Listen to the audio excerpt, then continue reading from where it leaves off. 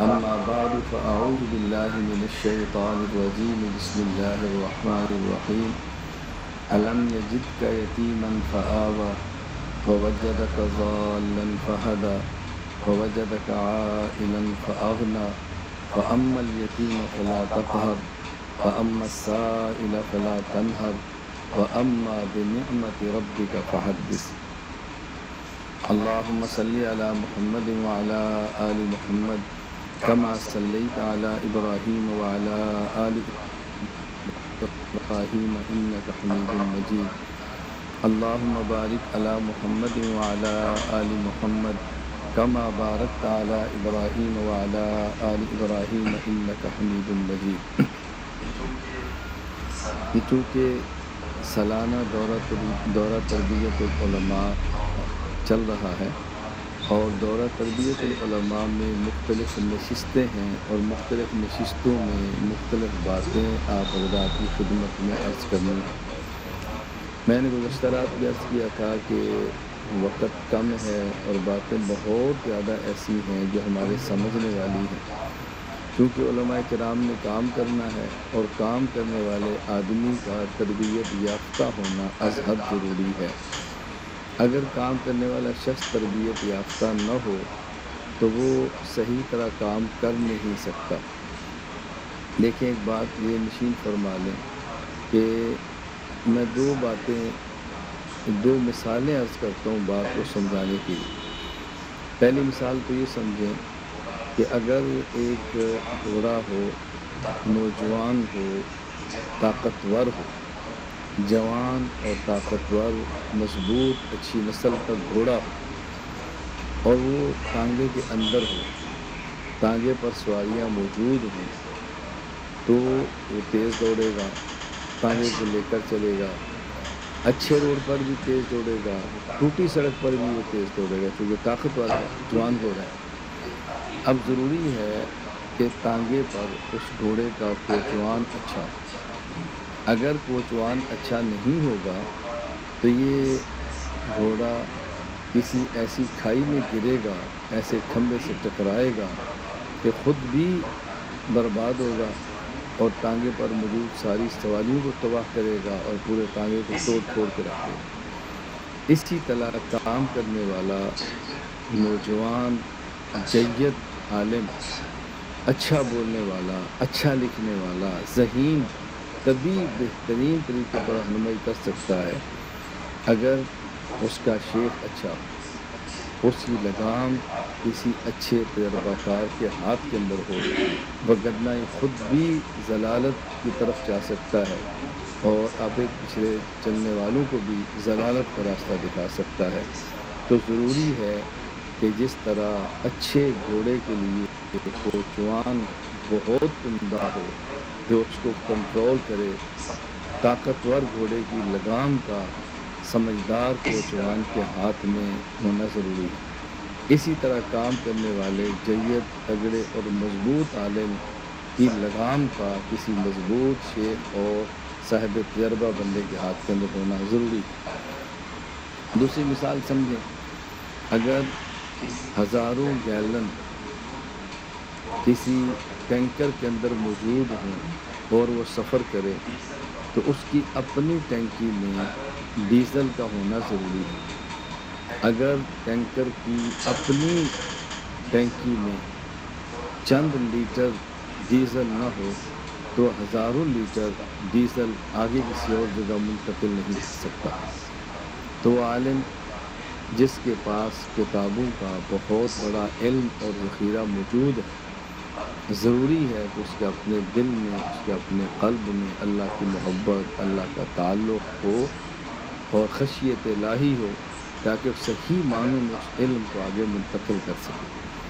اگر اپنی ٹینکی میں ڈیزل نہ ہو تو ٹینکر اپنی پشت پہ لادے ہوئے ہزاروں لیٹر ڈیزل کو آگے نہیں لے جا سکتا.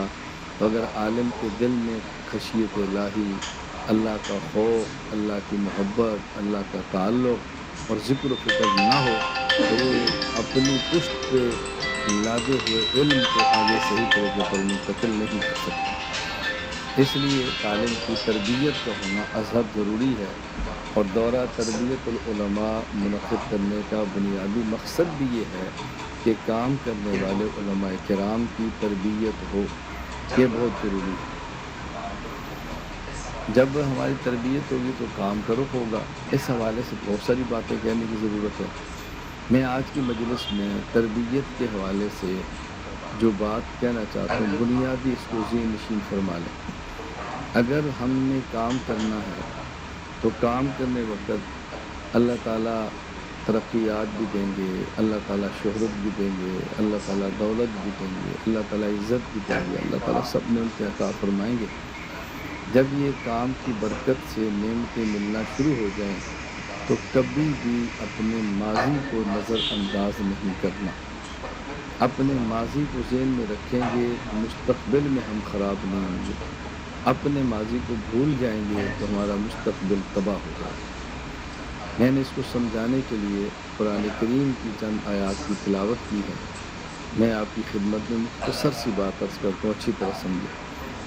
اللہ تعالیٰ نے اپنے پیغمبر حضرت محمد مصطفیٰ صلی اللہ علیہ وسلم کو یہ بات فرمائی، اما الیتیم فلا تقہر واما السائل فلا تنہر۔ اے میرے پیغمبر، یتیم کو آپ نے جھڑکنا نہیں، یتیم پر آپ نے سختی نہیں کرنی، واما السائل فلا تنہر، اور سوال کرنے والے اور مانگنے والے کو آپ نے جھڑک کے نکال نہیں دیں۔ اللہ اکبر۔ میں نے سائل کے دو مفہوم بیان کیے، کوئی آپ سے مسئلہ پوچھے یا کوئی آپ سے چیز مانگے۔ سائل کے مفہوم میں دونوں شامل ہیں۔ اللہ تعالیٰ نے یہ اپنے پیغمبر کو یہ بات فرمائی، اما الیتیم فلا تقہر واما السائل فلا تنہر۔ یتیم کی باری ہے تو لفظ قہرن استعمال کیا۔ کیوں؟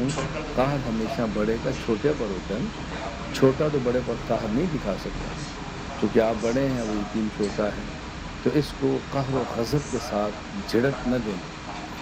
وَأَمَّا السَّائِلَ فَلَا تَنْهَرْ نَهْرٌ۔ اور فرمایا جب کوئی مانگنے کے لیے آئے، کوئی سوال کرے، کوئی مسئلہ پوچھے یا دنیاوی چیز آپ سے مانگے تو پیغمبر آپ اس کو نکال نہ دیں، آپ اس کو جھڑک نہ دیں، جھپٹ نہ دیں۔ یہ دو باتیں فرمائیں، اور یہ دو اپنے پیغمبر صلی اللہ علیہ وسلم کو اللہ پاک نے حکم دینے سے پہلے تین باتیں اللہ نے اپنے پیغمبر کو ماضی یاد دلائی۔ میں اگر یوں کہوں جس طرح میں نے سائل کے لفظ میں تعمیم کی ہے اور میں نے سائل کے مفہوم میں دو چیزیں بیان کی ہیں، تو ہم یہ کہیں گے کہ اللہ تعالیٰ نے اپنے پیغمبر کو یہاں تین باتیں فرمائیں۔ نمبر ایک، اما الیتیم فلا تقہر۔ یا پیغمبر آپ نے یتیم کو ڈانٹنا نہیں ہے، جھڑکنا نہیں ہے۔ وَأَمَّا السَّائِلَ فَلَا تَنْهَرْ۔ سوال کرنے والے کو آپ نے دروازے سے نکالنا نہیں ہے۔ مسئلہ پوچھنے والے کو، کوئی ضرورت کی چیز مانگنے والا ہو تو اس مانگنے والے کو آپ نے خالی ہاتھ واپس نہیں نکالنا۔ یہ تین باتیں فرماتے وقت اللہ نے پیغمبر صلی اللہ علیہ وسلم کے ماضی کی تین باتیں فرمائی۔ الم یجدک یتیما فآویٰ۔ آپ کو یاد ہے کہ آپ خود یتیم تھے اور ہم نے آپ کو ٹھکانہ دیا تھا؟ آپ کو یاد ہے؟ الم یجدک یتیما فآویٰ ووجدک ضالا فہدیٰ۔ آپ پر وحی نہیں آئی، آپ کو احکام کا علم نہیں تھا، ہم نے آپ کو احکام کا علم دیا، قرآن دیا ہے، وحی دی ہے۔ ووجدک عائلا فأغنیٰ۔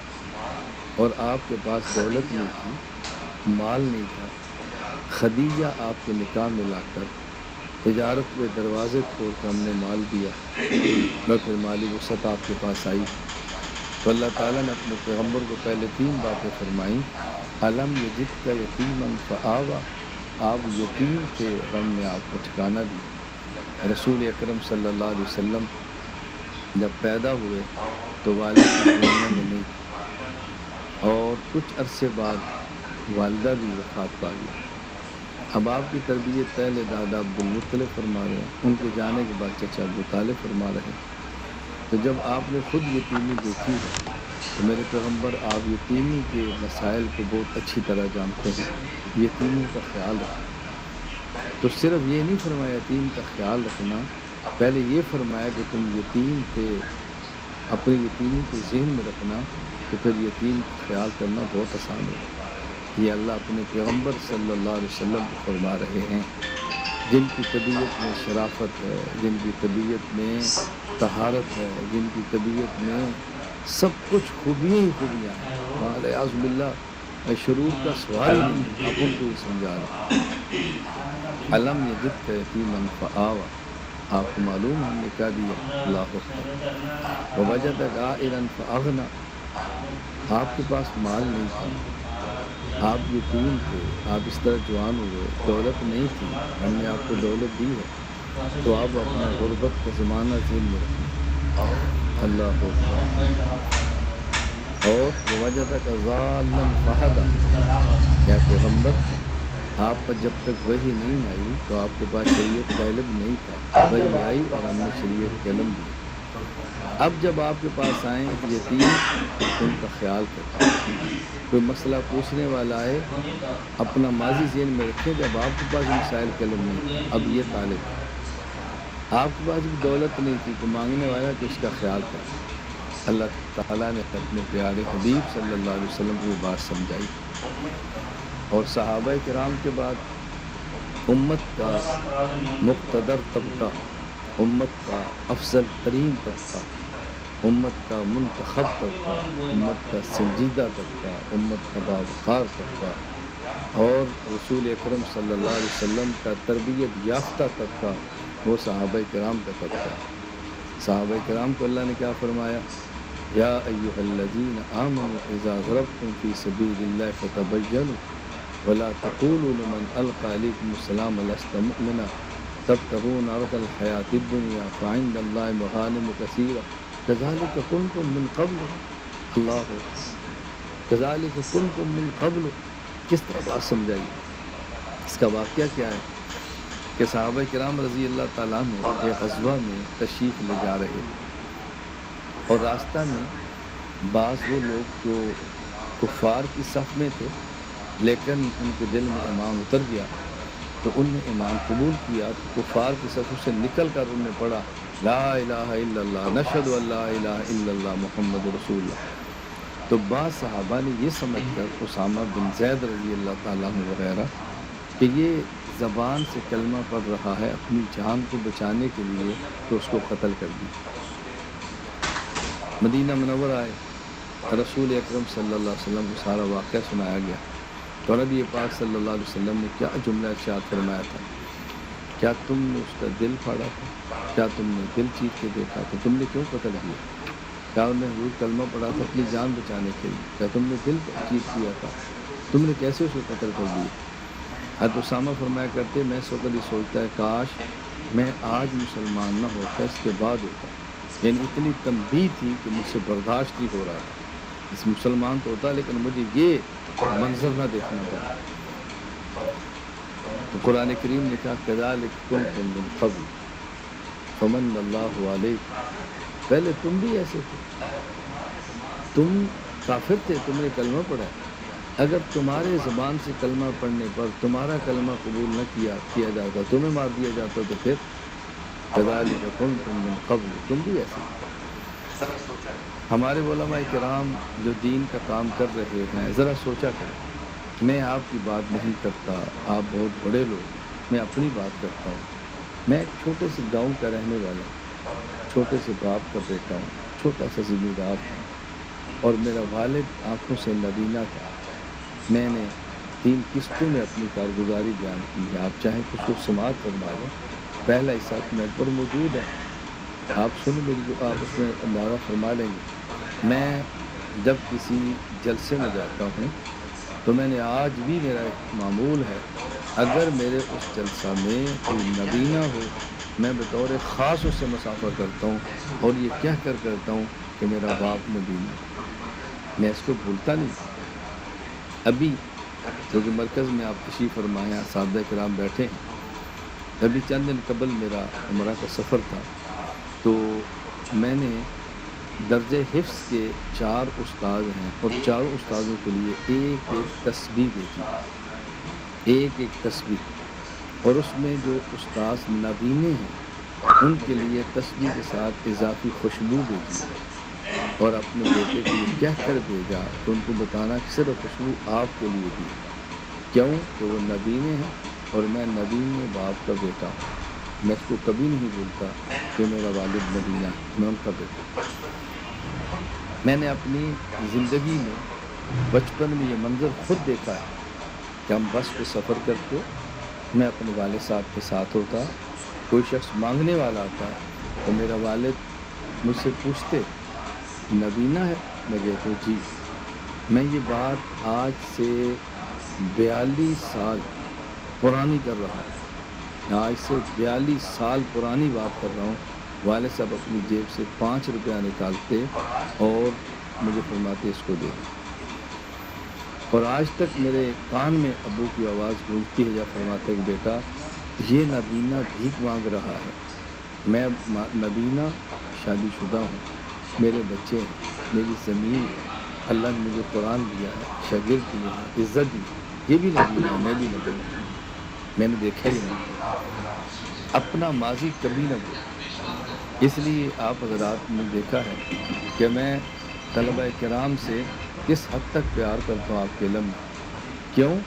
میں جانتا ہوں کہ میں طالب علم تھا، غریب طالب علم تھا، میں نے غربت کو دیکھا۔ ہمارے ہاں مرکز اہل سنت والجماعت میں سال ہر سال سے اس کا اہتمام ہے کہ میں سال میں ایک بار تمام طلبہ کرام اور مرکز اصلاح النساء میں زیر تعلیم بچیاں، تمام بچیوں کی دعوت کرتا ہوں، بچوں ہر مہینے۔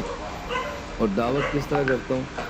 آم کا موسم ہے تو سب کو آم کی دعوت کھلاتا ہوں، تربوز کا ہے تو تربوز کی کھلاتا ہوں، کنوں کا ہے تو کنوں کا کھلاتا ہوں، اور اس کے علاوہ سموسہ، پکوڑا، جلیبی، مٹھائی، کوئی نہ کوئی ہر مہینے میں ایک مرتبہ دعوت کرتا ہوں۔ اور میرے ذہن میں اپنا ماضی ہے، اپنا بچپن ہے، زمانہ طالب علمی میں۔ آپ یقین فرمائیں مجھ سے زیادہ شاید اس وقت مرکز اہل سنت والجماعت سرگودا میں کوئی غریب طالب علم ہو۔ پورا سال میرے گھر سے مجھے کبھی 1 روپیہ بھی نہیں ملتا تھا۔ میری آپ غربت سوچ سکتے ہیں؟ تو میں دیکھتا ہوں کہ یہ بچے وہی ہیں، میں کتنا غریب تھا کہ وہی۔ ٹھیک ہے، کتنے بچے ہیں جن کے پاس پیسے نہیں ہوں گے اور سموسے نہیں کھا سکیں گے، چلو سال میں ایک بار تو کھائیں، آم سال میں ایک بار تو کھائیں، کنو سال میں ایک بار تو کھائیں، تربوز سال میں ایک بار تو کھائیں، ایک بار تو کھائیں۔ مجھے اپنی غربت طالب علمی کا زمانہ یاد آتا ہے۔ میں جب شروع میں جامع مسجد گوہر والی گکھڑ منڈی ضلع گوجرانوالہ حفظ کیا کرتا تھا، امام اہل سنت والجماعت حضرت شیخ مولانا محمد سرفراز صفدر نظر اللہ مرقدر کی مسجد میں، تو میں بتاتا ہوں، آج بھی میں اپنے بچوں کو بتاتا ہوں، میں نے جب پڑھا ہے تو یوں نہیں پڑھا جیسے آج آپ پڑھتے ہیں، ایسے نہیں ہے۔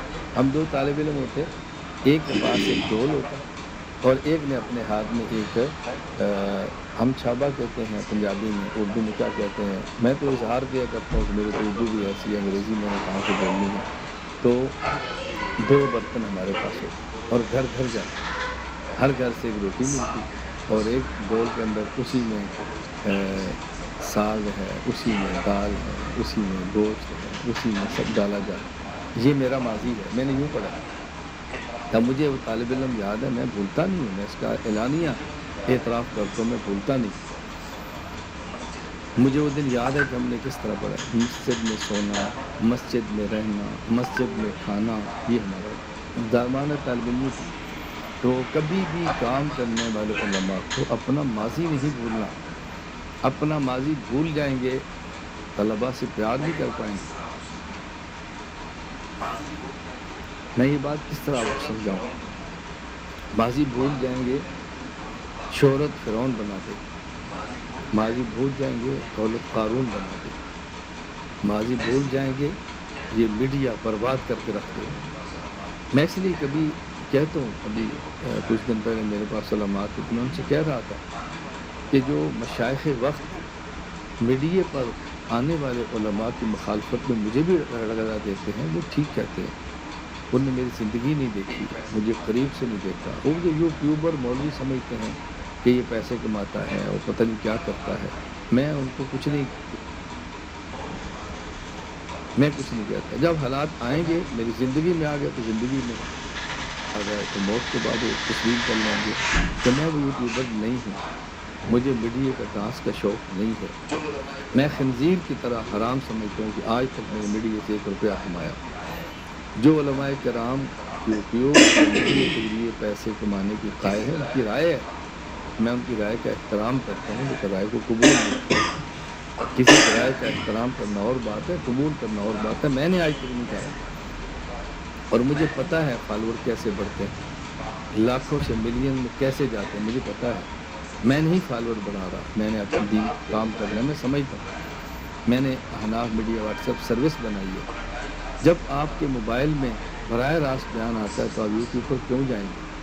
اور 2.5 لاکھ سے زیادہ میرے یعنی واٹس ایپ سروس میں لوگ موجود ہیں، اور 14 موبائل مرکز سے چلتے ہیں۔ کتنی بڑی تعداد اس موبائلوں کو چلانے والی ہے، پھر گروپ در گروپ آگے امت نے بنائے ہیں۔ میرا کوئی بیان نشر کرے میں اس کو سٹرائک نہیں مارتا، میں کسی کے چینل کو بند نہیں کرتا، میری طرف سے ہر بندے کو اختیار ہے۔ کوئی بندہ میری کتاب چھاپے میں اسے رائلٹی نہیں لیتا، حقوق نہیں لیتا، کسی کو منع نہیں کرتا کتاب چھاپنے سے۔ میں اس لیے میرا مقصد یہ ہے کہ ہماری آواز حق ہے تو اللہ اس کو عام فرمائے، اللہ اس کو گھر تک پہنچا دے۔ کوئی شخص میرا بیان اپلوڈ کرے ٹھیک ہے، میرے نام پہ یوٹیوب کا چینل بنے ٹھیک ہے، میرے نام پر کئی چینل ہے مجھے پتہ بھی نہیں، لوگ مجھ سے پوچھتے ہیں، میں نے کہا مجھے نہیں پتہ، میرا بیان ہے تو ٹھیک ہے، کسی اور کے تو آپ ان سے براہ راست پوچھیں۔ میں گزارش کرتا ہوں کام کرنے والے علماء کو اپنا ماضی ذہن میں رکھنا بہت ضروری ہے۔ اپنا ماضی ذہن میں نہیں رکھیں گے بگڑ جائیں گے، خراب ہو جائیں گے، تباہ ہو جائیں گے۔ ہم کہاں دیہاتوں سے چلتے ہیں، شہروں میں آتے ہیں، شہروں سے ملکوں میں جاتے ہیں، یہ اللہ کا احسان ہے، یہ اللہ کا کرم ہے، میں کیسے سمجھاؤں۔ حضرت عمر رضی اللہ تعالیٰ عنہ نمازی نہیں پڑھے، حضرت عمر رضی اللہ تعالیٰ عنہ 24 لاکھ مربع میل کا حکمران، پیغمبر پاک صلی اللہ علیہ وسلم کا سسر، تاریخ اسلامی کا پیغمبر کے بعد دوسرا خلیفہ ہے، اور تاریخ اسلامی کا پہلا شخص ہے جس کو امیر المومنین کا لقب دیا گیا ہے۔ حضرت ابوبکر صدیق رضی اللہ تعالیٰ عنہ کو خلیفہ رسول کہا جاتا ہے۔ حضرت عمر کے لیے خلیفہ نہیں، امیر المومنین، یہ پہلا امت کا شخص ہے جس کے لیے امیر المومنین کا لقب آیا ہے۔ یہ پہلا شخص، بعض اعزاز ہوتے ہیں، میں درمیان میں بات آ گئی، حضرت عمر پہلے شخص ہیں اس امت کے جن کو امیر المومنین کہا گیا۔ حضرت قاضی امام ابو یوسف حضرت امام ابو حنیفہ کے شاگرد رشید، یہ پہلے شخص ہیں جس کو اس امت کا قاضی قضات اور چیف جسٹس بنایا گیا۔ حضرت مولانا محمد زکریا قادری رحمہ اللہ اس امت کا پہلا شخص ہے جس کے لیے شیخ الحدیث کا لقب وضع کیا گیا۔ یہ اعزاز ہوتے ہیں اللہ تعالیٰ جب کسی کو عطا فرماتا ہے۔ حضرت عمر رضی اللہ تعالیٰ عنہ 24 لاکھ مربع میل حکمران، کپڑے وہی پہ مد لگے، سونا وہی مدینہ منورہ پہ چٹائی پہ، سر کے نیچے وہی اینٹ رکھی ہے، اللہ اکبر۔ اور حضرت عمر کیا فرماتے ہیں، حضرت عمر رضی اللہ کا جملہ کیا ہے ذرا سنیں۔ حضرت عمر رضی اللہ عنہ فرمایا کرتے تھے کنا اذل الناس اعزنا اللہ بالاسلام، کنا اذل الناس اعزنا اللہ بالاسلام۔ کیا جملہ ہے، کنا اذل الناس اعزنا اللہ بالاسلام، ہم دنیا کے ذلیل ترین لوگ تھے، اللہ نے اسلام کی وجہ سے ہمیں عزت عطا فرمائی۔ اور عمر خود کو فرمایا کرتے، عمر تو وہی ہے جس کو بکریاں چرانی نہیں آتی تھی اور باغ بکریاں چرانے پر تجھے مارا کرتا تھا، تو وہی ہے، یہ ہے عمر۔ اس لیے عمر رضی اللہ تعالیٰ عنہ 24 لاکھ مربع میل کا حکمران ہونے کے باوجود کسی پر ظلم نہیں کرتا، غلط بات نہیں۔ حضرت عمر رضی اللہ تعالیٰ عنہ جیسا شخص مسجد نبوی کے منبر پہ کھڑا ہے، ذرا تصور کریں کتنا بڑا آدمی، یعنی اتنا بڑا شخص زمین پہ درہ مارے زمین تھم جاتی ہے، زمین پہ درہ مارے. عمر کے ہوتے تو کانپتی ہے, زلزلہ درہ مارا, زمین کانپتی. مدینہ منورہ میں اٹھنے والی آگ کو عمر درہ مارے, آگ واپس چلی جائے. جس راستے سے گزرے شیطان راستہ چھوڑ جائے. کیا دبدبہ اور روب تھا عمر کا. اور ممبر پر کھڑے ہیں, پھر ایک شخص کھڑے ہو کر سوال کرتا ہے, عمر یہ جو مال غنیمت سے کپڑا ملا ہے, آپ کا قد بڑا ہے, کپڑا چھوٹا, اس کے مطابق آپ کا سوٹ نہیں بن سکتا. آپ نے کپڑا کہاں سے لیا, کیسے آپ نے سوٹ بنایا؟ حضرت عمر فرماتے ہیں اس کا جواب عبداللہ تم دو.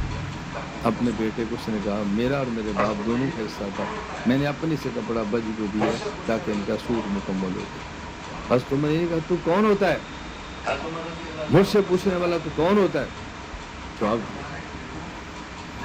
حضرت عمر رضی اللہ تعالیٰ مسئلہ بیان فرما رہے ہیں اور فرما رہے ہیں کہ دیکھو میں ایک خاص محدود مہر مقرر کروں, اس سے زیادہ مہر نہ رکھو. ایک عورت حضرت عمر کے درمیان میں کھڑی ہوتی, کہتے ہیں عمر قرآن کہتا ہے وَإِنْ آتِيتُمْ إِحْدَاهُنَّ قِنْطَارًا فَلَا تَأْخُذُوا, اگر تم حق مہر میں ڈھیر سونا بھی دے چکے ہو اب تم واپس نہ لو. قرآن ڈھیر سونا دینے کی اجازت دیتا ہے, آپ کون ہیں پابندی لگانے والے؟ حضرت عمر رضی اللہ عنہ فرماتے ہیں اللہ لو لمرأۃ لہلک عمر, کہ اگر یہ عورت نہ ہوتی پر ہلاک ہو. فرمایا عمر اتنا بھی نہیں دین سمجھ جتنی عورت سمجھ لی. مقصد کیا تھا؟ بسا اوقات ایک انسان بہت بڑا آدمی ہوتا ہے اور کسی خاص جزئی کی طرف اس کا ذہن نہیں جاتا. اس جزئی کی طرف حضرت عمر کا ذہن نہیں گیا. اس کا معنی یہ نہیں ہے وہ عورت عمر سے بڑی ہے, نہ ہرگز ایسا نہیں ہے. کبھی انسان کی توجہ اس طرف نہیں جاتی. ایسے درمیان میں بات آ گئی. اب آپ اندازہ فرمائیں, میں تو بڑا نہیں بہت چھوٹا ہوں, لیکن بات سمجھانے کے لیے کہہ رہا ہوں کہ میری کتاب حج عمرہ موجود ہے. میں عمرے کے لیے گیا ہوں, کتاب پہ نظر دوڑا کے میں نے عمرہ شروع کیا. میں طواف کر رہا ہوں اور 3 چکر پورے ہونے کے بعد میں نے حرام کی چادر کو مکمل لپیٹ لیا. میرے ساتھ ایک طواف کرنے والا عربی گزرتا ہے اور وہ مجھے کہتا ہے بھائی استباع کرو, یعنی اپنا دائیں کندھا ننگا کرو. میں اس کو سمجھا رہا ہوں کہ نہیں یہ استباع 3 چکروں میں ہوتا ہے, 4 میں نہیں ہوتا. میں اس کو سمجھا رہا ہوں, کتاب میری موجود ہے, مطالعہ کر کے گیا ہوں اور حرام کے اندر غلطی کر رہا ہوں. مجھے فوراً بعد میں احساس ہوا کہ اصل یہ ہے کہ پہلے 3 چکروں میں رمل ہوتا ہے, اور میرے ذہن میں آ رہا ہے کہ نہیں پہلے 3 چکروں میں استباع ہوتا ہے, پورے طواف میں نہیں ہوتا. تو میں بھولا پڑا اور ایک عام بندہ گزرتا ہو مجھے مشورہ دے رہا ہے. اب اس کا معنی کیا میں اس سے لڑنا شروع کر دوں؟ میں بات سمجھانا چاہ رہا ہوں کہ خبر اپنا ماضی ذہن میں رکھو گے نا لڑائی نہیں ہوتی. اپنی اوقات سے کبھی مت نکلو. اللہ علم بھی دے گا, اللہ ہمیں زبان بھی دے گا, اللہ شہرت بھی دے گا, اللہ دولت بھی دے گا, اللہ بولنے کا سلیقہ بھی دے گا, لیکن اپنا ماضی مت بھولو. تو وقت یاد کرے جب ہم پڑھتے تھے تو ہماری حالت کیا تھی. اب یہ طلب آئے ہیں تو ان کی حالت کیا ہے.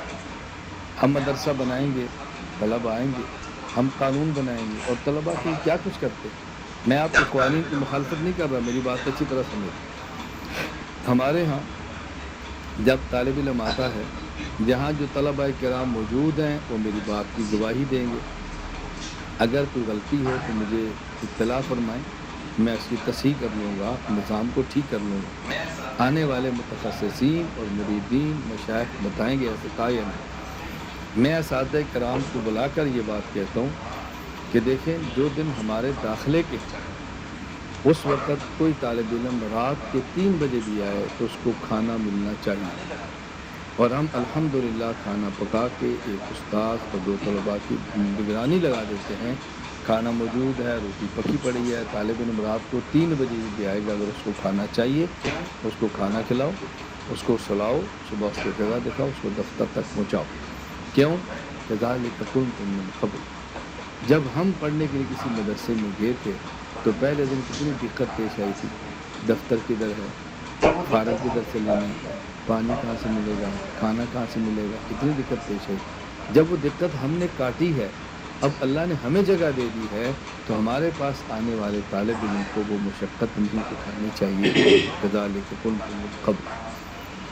ہمارے ہاں طلبہ کرام آتے ہیں بطور خاص، کوئی طالب علم ٹانگ سے معذور ہو، کوئی طالب علم ہاتھ سے معذور ہو، آنکھ سے معذور ہو، بطور خاص۔ اور عموماً بھی میں نے کہہ رکھا اساتذہ کرام کو، اگر کوئی طالب علم واقعتاً مستحق ہو اور مرکز میں آ جائے اور اس وجہ سے واپس جائے کہ مالی حالت اس کی اجازت نہیں دیتی علم حاصل کرنے کی، علم آگے رکھنے کی، وہ واپس چلا گیا، تو یہ ہمارے لیے بہت نقصان ہے، بہت خسارہ ہو۔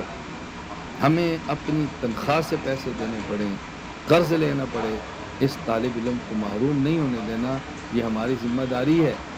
وہ وقت یاد کرو جب ہم پڑھنے کے لیے گئے تھے اور ہمارے پاس کچھ نہیں تھا، کوئی ہمارا معاون بھی تو تھا نا۔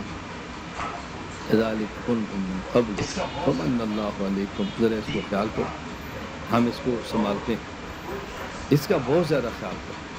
دین کا کام کرتے ہیں اور کوئی شخص آتا ہے، مدرسے کا سفیر آتا ہے، کوئی چندے کے لیے آتا ہے، خیال کرو، اس کو عزت دو، اس کو رہائش دو، اس کا احترام کرو۔ اگر وہ آپ کے علاقے میں کام کرتا ہے تو اس کا موقع فراہم کرو۔ میں الحمدللہ آنے والے ساتھی اس بات کے گواہ، اس کا اہتمام کرتا تھا کہ ہمارے یہاں کبھی بھی مدارس کے سفیر آتے تو میں مدرسے میں کہتا اب بھی ہے، ان کو جگہ دو، ان کو رہائش دو، ان کو کھانا دو۔ یہ جتنے دن ٹھہر کے علاقائی مساجد اور ماحول اور دیہاتوں سے چندہ کرنے دو، ان کو رہنے کے لیے جگہ دو، ان کو کھانا دو، ان کو رہائش دو۔ یہ مدارس کے سفیر ہیں۔ اور ذرا وقت خیال کرو کہ جب ہماری حالت ہم کہیں جائے اور ہمیں کوئی جگہ دے تو ہمیں کتنی خوشی ہوتی ہے، اور ہمیں کوئی جگہ نہ دے کتنی تکلیف ہوتی ہے۔ اب ذرا خیال کرو، كذلك كنتم من قبل۔ اگر ہم نے دین کا کام کرنا ہے، اپنے ماضی کو ذہن میں رکھنا ضروری ہے، زمانہ طالب علمی کو ذہن میں رکھنا ضروری ہے۔ آپ میں سے کوئی دیہات کا عالم ہے، وہ کسی شہر میں آ گیا ہے، اچھی مسجد اس کو مل گئی ہے، اچھا مدرسہ مل گیا ہے۔ اب اگر آپ کے علاقے سے دیہات سے بچے آتے ہیں، طالب علم آتے ہیں، غریب آتے ہیں، ان کی مالی معاونت کرو، ان کے کھانے کا اہتمام کرو۔ میں کس درد کے ساتھ یہ بات آپ کی خدمت درج کروں، ہم مر جائیں گے، ہم قبر میں چلے جائیں گے، مٹی میں مل جائیں گے، اور یہ بچے دین کا کام کریں گے، یہ بچے دین کا کام کریں گے اور ہمارا صدقہ جاریہ بن جائے۔ میں ایک دن بیٹھا ہوا تھا، چند علماء تھے، تو میں ان سے عرض کر رہا تھا، میں نے کہا دیکھو مجھے یہ بات کہتے بہت عجیب لگتا ہے، آپ کو تو پتہ نہیں ہے، کوئی اپنی بڑائی بیان کر رہا ہے، اللہ تعالیٰ معاف فرمائے، میں بہت ڈرتا ہوں، لیکن میں سمجھانے کے لیے ایسی باتیں عرض کرتا ہوں۔ میں نے کہا مجھے آپ بتائیں کہ جب میں حفظ کرتا تھا اور جن گھروں سے روٹیاں مانگ کے لاتا تھا، اور چھوٹا سا طالب علم تھا، میرے چہرے پہ داڑھی نہیں تھی، کالا سے میرا رنگ تھا، کپڑے کو میرے قیمتی نہیں ہوتے تھے، پاؤں میں نے چپل پہنی ہوتی تھی، وہ بوڑھی مائیں، اللہ تعالیٰ ان کے درجات بلند فرمائے، وہ بتائیں بوڑھی مائیں کبھی سوچ سکتی تھی کہ یہ بچہ جو ہمارے گھر سے روٹیاں مانگ رہا ہے، سالن مانگ رہا ہے، یہ کبھی دنیا کے سفر کرے گا، کبھی اس کا بھی مدرسہ ہوگا، جہاں اس نے پڑھا اس سے بھی بڑا ہوگا، کوئی اس کے بھی شاگرد ہوں گے، کوئی اس کے بھی خانقاہیں ہوں گی، کبھی اس کو ملنے کے لیے ہم بھی ترسیں کہ ہمارے گھر کبھی آ سکتا ہے، کبھی سوچ سکتی تھی؟ سوچیں تو جن بچوں کو آج پڑھاتے ہیں، ان بچوں میں کون ہے آپ سوچ سکتے ہیں؟ یہ ان بچوں نے کہاں تک جانا ہے؟ میں اس لیے اس کا بہت اہتمام کرتا ہوں۔ آپ ابھی کچھ کارگزاریاں سن رہے تھے، وقت کم ہے، آپ ساری کارگزاریاں نہیں سن سکتے۔ کتنے بچے ہیں جن کو میں نے اولا سے لیا ہے، آج متخصص ہیں، آگے نکل گئے، کسی کو میں نے ثانیہ سے لیا، کسی کو میں نے رابعہ سے لیا۔ کتنے بچے ہیں جن کو ماہانے خرچے میں دیتا تھا، تھوڑا تھوڑا مال دیتا تھا، تھوڑی تھوڑی چیزیں دیتا تھا تاکہ یہ بچے پڑھیں اور آگے نکلیں۔ اور میں اپنے اساتذہ کرام کو مرکز میں بہت تاکید سے کہتا ہوں، دیکھو یہ بچے پڑھنے والے ہیں، تمہیں نہیں پتہ ان میں سے کون شیخ القرآن بنے گا، ان میں سے کون شیخ الحدیث بنے گا، ان میں سے کون شیخ التفسیر بنے گا، ان میں سے کون فقیہ اور محدث بنے گا، کون متکلم بنے گا، کون مناظر بنے گا، کون شیخ طریقت بنے گا، کون مجاہد بنے گا، کون دینی مدبر سیاستدان بنے گا، کون دنیا کے اس مقام پر پہنچے گا، نہیں پتہ۔ اللہ کے لیے ان بچوں کا خیال کرو۔ اللہ کے لیے ان بچوں کو تیار کرو. یہ بچے تیار کر کے دنیا سے چلے جاؤ. یہ نبی ترتیب ہے. رسول اللہ صلی اللہ علیہ وسلم نے کس طرح افراد پر محنت کی تھی, اپنا پیٹ ان کے حوالے کیا, خود بھوکے رہ کر ان کو کھلاتے رہے, اور آج دیکھیں صحابہ کرام دنیا پر چھا گئے. کذالک کنتم من قبل, اپنے ماضی کو ذہن میں رکھو. کوئی ہمارے بارے میں سوچ سکتا تھا؟ کوئی ان کے بارے میں سوچ سکتا ہے؟ تو دین کے کام کرنے والوں کو اپنا ماضی کبھی نہیں بھولنا. کچھ بھی ہو جائے اپنا ماضی کبھی نہیں بھولنا. اب اپنے ماضی میں بہت ساری چیزیں شامل ہیں. میں فی الحال تو طلبہ کے حوالے سے بات کروں, میں نے کچھ باتیں اور بھی کہنی ہیں. میں آپ سے گزارش کروں گا اس کو یاد رکھیں.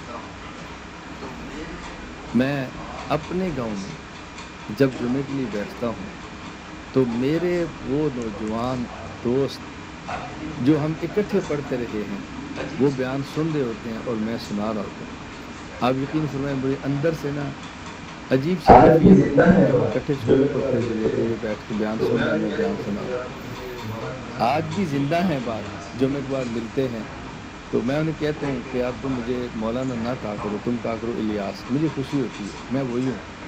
تو ایک ہمارے گاؤں کے ہیں بھائی محمد معین, اسکول ٹیچر ہیں, اکٹھے پڑھتے تھے. ماشاءاللہ انہوں نے بھی داڑھی رکھی ہے, اب ان کے بچے نے بھی قرآن حفظ کر لی ہے. ایک دن مجھے جمعے کے بعد ملے تو میرے کان میں کہنے لگے, نے کہا الیاس کی حال ہے, الیاس کیا حال ہے. پھر مسکرا کر کہا میں کان میں کہتا ہوں, سب کے سامنے میرا کہنے کو دل نہیں کرتا نام لے کر, میں مولانا نہیں کہہ سکتا ہوں, میں تیری خوشی کے لیے کان میں کہہ رہا الیاس کیا حال ہے. ماضی کبھی ذہن سے اوجھل نہ کرے. میں ہمارے ساتھ گاؤں ہے, ایک نوجوان لڑکا مجھے ملا تو مجھے کہتا ہے مولانا صاحب کیا حال ہے. میں نے کہا تو نے مجھے پہچانا نہیں, کہ تیری پہچانا ہے. تو میں نے کہا تو کیا کہہ رہا ہے. جی میں نے پوچھا مولانا صاحب کیا حال ہے.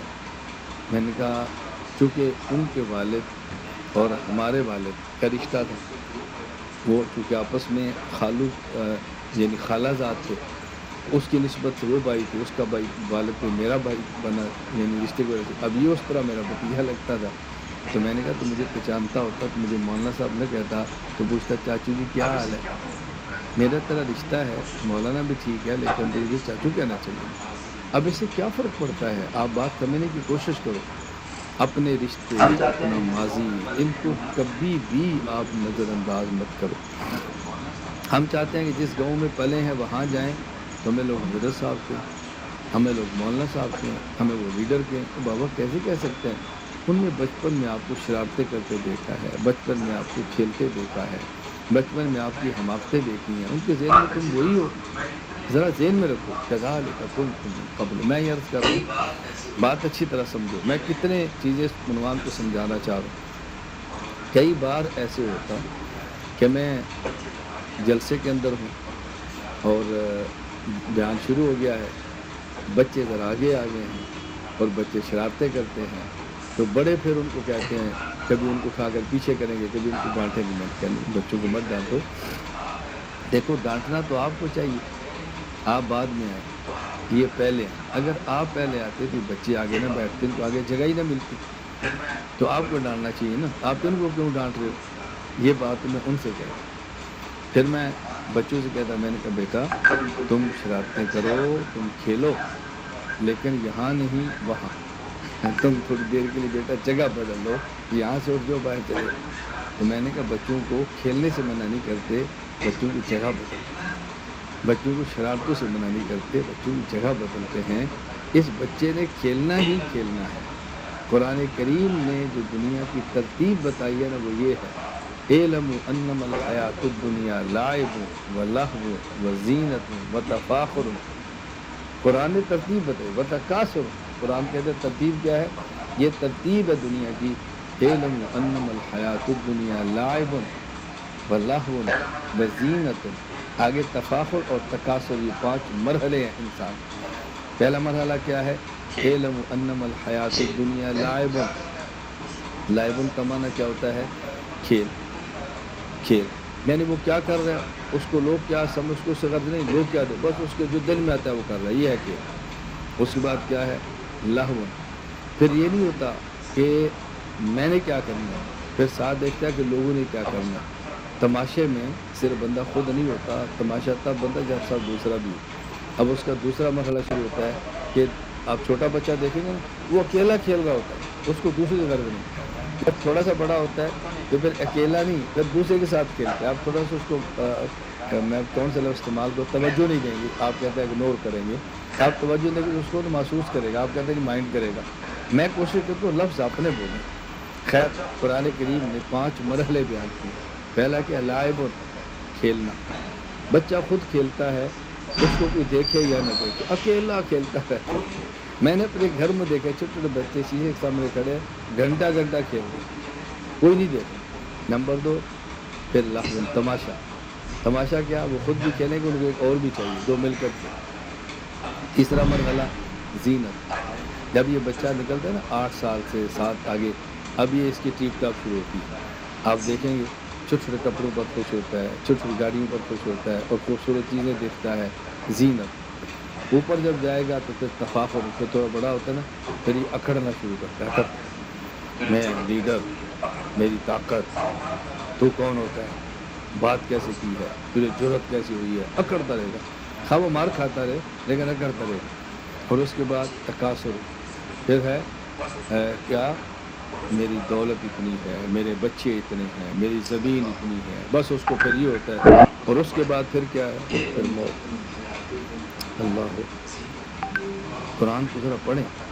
اعلموا انما الحیات الدنیا لعب وزینۃ وتفاخر بینکم وتکاثر فی الاموال والاولاد کمثل غیث اعجب الکفار نباتہ. پھر آخر میں 2 ہی مرتبے ہیں، یا مغفرت ہے اللہ کی طرف سے اور یا پھر جہنم کا ایندھن. تو قرآن کریم پڑھیں اور قرآن کریم سمجھیں، زندگیاں بدل کے رکھتے ہیں. میں کیسے بتاؤں، فطرت سمجھیں. میں نے کہا تھا بچوں کی طبیعت ہے کھیلنا، تو اس لیے میں کہتا ہوں کہ بیٹا کھیلو یہاں نہیں وہاں. اب ایک بات بڑوں کو، اب تیسری بات جو میں وہ کیا ہے، میں دل سے ان سے کہتا ہوں کہ دیکھو ہمیں اپنا ماضی یاد رکھنا چاہیے. جب ہم بچے تھے تو ہم جلسے خراب کرتے تھے، اب ہم بڑے ہو گئے، ان بچوں نے ہمارے جلسے خراب کرنے ہیں. تو جو ہم نے کیا ہے وہ ہم نے بھگتنا ہے. کذالک کنتم من قبل فمن اللہ علیکم. ہم نے دوسروں کے خراب کیے تھے، انہوں نے ہمارے خراب کرنے. کوئی ایک امام ہوتا تو ہم نمازیں خراب کرتے، اب ہم پڑھائیں گے تو یہ خراب کرے، تو ہمیں وہ برداشت کرتے رہے، ہم ان کو برداشت کرتے رہے. کذالک کنتم من قبل. اب دیکھیں جب آپ کا ذہن بن گیا، قرآن سمجھ آ گیا، تو کوئی بچوں پہ غصہ چڑھ رہا ہے نہیں چڑھ رہا. اچھا آپ کے ذہن میں ایک اشکال ہے کہ میں اس کو دور کرتا ہوں کہ غصہ نہیں چڑھنا چاہیے، تو پھر بھی غصہ کبھی استاد کو چڑھتا ہے، کبھی باپ کو چڑھتا ہے، کبھی ماں کو، پھر بھی غصہ کو چڑھتا ہے. تو بات سمجھنے کی کوشش کریں. یہ غصہ نفرت کا نہیں ہوتا، یہ غصہ بغض کا نہیں ہوتا، یہ غصہ محبت اور تربیت کا ہوتا ہے. بس ان کی خواہش ہوتی ہے کہ میں تو غلطیاں کرتا تھا، یہ تو نہ کریں، میں تو غلطیاں کرتا تھا، یہ تو نہ کریں.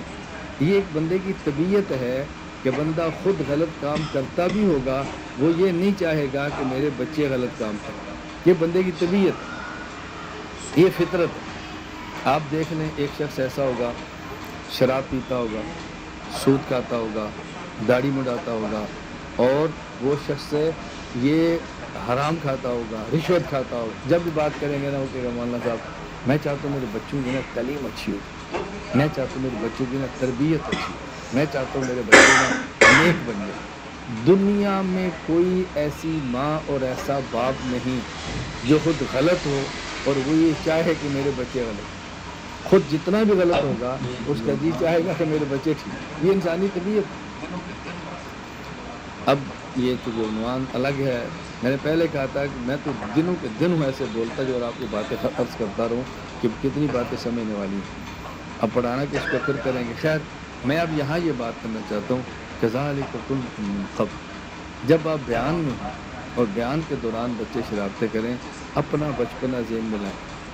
جب آپ نماز پڑھانے لگیں اور نماز پڑھاتے ہوئے بچے صفوں کو خراب کریں، اپنا بچپنا ذہن میں لائیں، اپنا بچپنا ذہن میں لائیں. جب یہ بچے مسجد میں اور شرارتیں کریں تو پھر اپنا بچپنا ذہن میں لائیں. کذالک کنتم من قبل. میں یہ نہیں کہتا کہ آپ کو غصہ نہیں آئے گا، غصے کی بات پر غصہ آنا چاہیے، لیکن جب یہ آیت اور یہ میرا بیان آپ کے ذہن میں ہوگا تو آپ کو اپنے غصے کو کنٹرول کرنا بہت آسان ہو جائے گا۔ آپ کا بچہ غلطی کرتا ہے، آپ کا شاگرد غلطی کرتا ہے، آپ شاگرد کو ڈانٹتے ہیں، آپ شاگرد کو مارتے ہیں، وہ شاگرد آپ سے معافی مانگتا ہے، پھر بھی معافی نہیں دیتے، پھر بھی آپ ڈٹے ہوئے، وہ معافی مانگ رہا ہے، ہاتھ باندھ رہا ہے، ترلے کر رہا ہے، آپ پھر بھی غصے میں ہیں۔ پھر اپنا بچپن دیکھیں، جب ہمیں سبق یاد نہیں ہوتا تھا، جب ہم غلطی کر لیتے تھے، جب ہم دیر سے آ جاتے تھے، جب ہم سے کوتاہی ہو جاتی تھی اور ہم استاد سے معافی مانگتے تو ہمارا کیا دل کرتا تھا؟ استاد معاف کرے یا نہ کرے؟ دل کرتا تھا نا۔ تو آج وہ جو معافی مانگ رہے تو ہمارا دل کیوں نہیں کرتا معاف کر دیں؟ کذالک کنتم من قبل۔ اپنا ماضی ذہن میں رکھیں، پھر آپ مزے دیکھیں، اپنا ماضی دیکھیں پھر مزے دیکھیں۔ میں نے یہ آج عنوان آپ کو دورہ تربیت العلماء کی تربیت جس میں سمجھانا ہے، کام کرنے والے علماء کو اپنا ماضی ذہن میں رکھنا چاہیے۔ ہمارے لیے سب سے پہلی ذات اللہ کے بعد پیغمبر صلی اللہ علیہ وسلم کی ہے۔ ہمارے پیغمبر کو اللہ نے خود یہ بات سمجھائی ہے، الم یجدک یتیما فآوی ووجدک ضالا فہدی ووجدک عائلا فاغنی۔ پیغمبر اپنا ماضی ذہن میں رکھتا۔ اللہ پاک نے صحابہ کرام کو بات سمجھائی، انبیاء کے بعد سب سے اہم ترین کون ہے؟ صحابہ۔ فرمایا کذالک کنتم من قبل فمن اللہ علیکم۔ تم بھی ایسے تھے، خدا نے تم پر احسان کیا۔ اپنا ماضی ذہن میں رکھنا ہے، اپنا ماضی ذہن میں رکھو گے کبھی خراب نہیں ہوگا، کبھی برباد نہیں ہوگا۔ یاد رکھنا ہے، اپنا ماضی ذہن میں رکھنا ہے۔ انبیاء کرام اور صحابہ کرام، ان سے بڑھ کر میں کیا مثالیں آپ کی خدمت میں پیش کروں۔ ہم نے جوانی میں گناہ کیے، ہم نے بچپن میں گناہ کیے، ہم نے بچپن میں گناہ کیے، جوانی میں گناہ کیے، اللہ نے توبہ کی توفیق دی۔ اب ہمارے پاس آنے والا بھی کوئی ایسا ہوگا جس نے بچپن میں گناہ کیا ہوگا، جس نے جوانی میں گناہ کیا ہوگا، وہ توبہ کر رہا ہوگا۔ اب نفرت نہ کریں، اپنی بچپن اور جوانی کے گناہ ذہن میں رکھیں۔ اگر میں یہ جرائم کر کے توبہ کر سکتا ہوں تو کوئی اور یہ جرائم کر کے توبہ کیوں نہیں کر سکتا؟ کذالک کنتم من قبل۔ اللہ کی قسم آپ نفرت نہیں کریں گے، آپ اس نوجوان سے پیار آ جائے گا، آپ اس نوجوان سے پیار آ جائے گا، اپنی زندگی بدلنا چاہتا ہے، اپنی زندگی بدلنے کے لیے میرے پاس آ گیا۔ اپنا ماضی ذہن میں رکھیں۔ ہم نے قرآن کریم حفظ کیا تھا اور کچا تھا، محنت کیا اور قرآن پکا ہو۔ آج اگر کوئی ایسا شخص مجھ کا قرآن کچا ہو، سمجھانا ہے لیکن نفرت نہیں کرنی، یہ ذہن میں رکھنا کبھی میرا بھی کچا تھا، آج پکا ہو گیا ہے۔ اگر کوئی آپ کا طالب علم آئے، کوئی شاگرد آئے، نمازوں میں کوتاہی کرے، سستی کرے، تلاوت میں سستی کرے، تربیت کریں، سمجھائیں، لیکن ذہن میں رکھیں کبھی میں بھی ایسا ہوں، میں بھی نماز میں کوتاہی کرتا، میں بھی تلاوت میں سستی کرتا، میں بدل گیا ہوں، تو یہ بھی بدل جائے گا۔ پھر اس کی تربیت کریں، پھر اس کے لیے دعائیں کریں، وہ انشاءاللہ بچہ بدل جائے۔ تو اگر دین کا کام ہم نے کرنا ہے، میں نے آپ کو یاد ہے پہلے دن میں نے نشست میں جملہ کہا تھا، ہم نے کام اللہ کے دین کا کرنا ہے اور ہم نے کام اللہ کے لیے کرنا ہے۔ اللہ کے دین کا کام ہو اور اللہ کے لیے ہو پھر ہے کام، کام اللہ کے دین کا نہ ہو پھر بھی کیا کام، اللہ کے دین کا کام ہو اللہ کے لیے نہ ہو پھر بھی کیا کام۔ میں خدا گواہ ہے آپ کی خدمت میں عرض کرتا ہوں اور بڑے درد کے ساتھ یہ بات کہتا ہوں، میں آپ کی بات نہیں کہتا، میں اپنی بات کہتا ہوں، اگر میں دین کا کام اپنی ذات اور اپنی دنیا کے لیے کروں تو اس دن سے پہلے اللہ مجھے موت دے دے جب میں دین کا کام اپنی اغراض کے لیے کروں۔ دیکھو میری بات سمجھنے کی کوشش کرنا، ہم اللہ کے دین کا کام اللہ کے دین کے لیے کریں گے، اللہ بہت کچھ دیں گے، جو ہم نے نہیں سوچا اس سے بڑھ کر دیں گے، لیکن ان چیزوں کے لیے کام نہ کریں اللہ کے۔ تو ہمارے دورہ تربیت علماء کا جو بنیادی مقصد اس پر میں زور دے رہا وہ یہ، ہم نے اللہ کے دین کا کام اللہ کے دین کے لیے کرنا ہے۔ اب اس کے لیے کیا کیا چیزیں ہونی چاہیے وہ ہم نے ترتیب کے ساتھ باتیں کہنی۔ تو آج کی نشست میں جو میں نے بات سمجھانے کی کوشش کی ہے، اللہ کرے میں بات سمجھا پاؤں۔ اللہ کرے یہ بات مجھے بھی سمجھ آئے، اللہ کرے آپ کو بھی سمجھ آئے، اللہ ہم سب عمل کی توفیق عطا فرمائے۔ وہ یہ کہ ہم نے کام کرتے وقت اپنے ماضی کو ذہن میں رکھنا ہے، اپنا جوان ہے تو بچپن ذہن میں رکھنا ہے، اگر بڑھاپے کی طرف چلے گئے ہیں تو اپنی جوانی ذہن میں رکھنی ہے، اگر بوڑھے ہو گئے ہیں تو بڑھاپے کی طرف جانے کو ذہن میں رکھنا ہے۔ انشاءاللہ بچپن ذہن میں رہا تو جوانی ٹھیک رہے گی، جوانی ذہن میں رہی تو بڑھاپے کی طرف جانا ذہن میں رہے گا، اور بڑھاپے کی طرف جانا ذہن میں رہا تو بڑھاپا ٹھیک رہے گا، اور یہ چاروں مرحلے ذہن میں رہے تو انشاءاللہ مرنا اور مرنا کے بعد اللہ کی محبت کو پانا ٹھیک ہے۔ موت کے بعد پھر کامیابی ٹھیک رہے گی، کیونکہ ہم نے کام کسی مقصد کے لیے کرنا ہے، بغیر مقصد تو کام نہیں کرنا۔ اللہ تعالیٰ مجھے بھی اور آپ سب کو بھی یہ بات سمجھنے کی توفیق عطا فرمائے۔ جو ہمارا دورۃ التربیۃ العلماء چل رہا ہے، میں آپ سے پھر گزارش کروں گا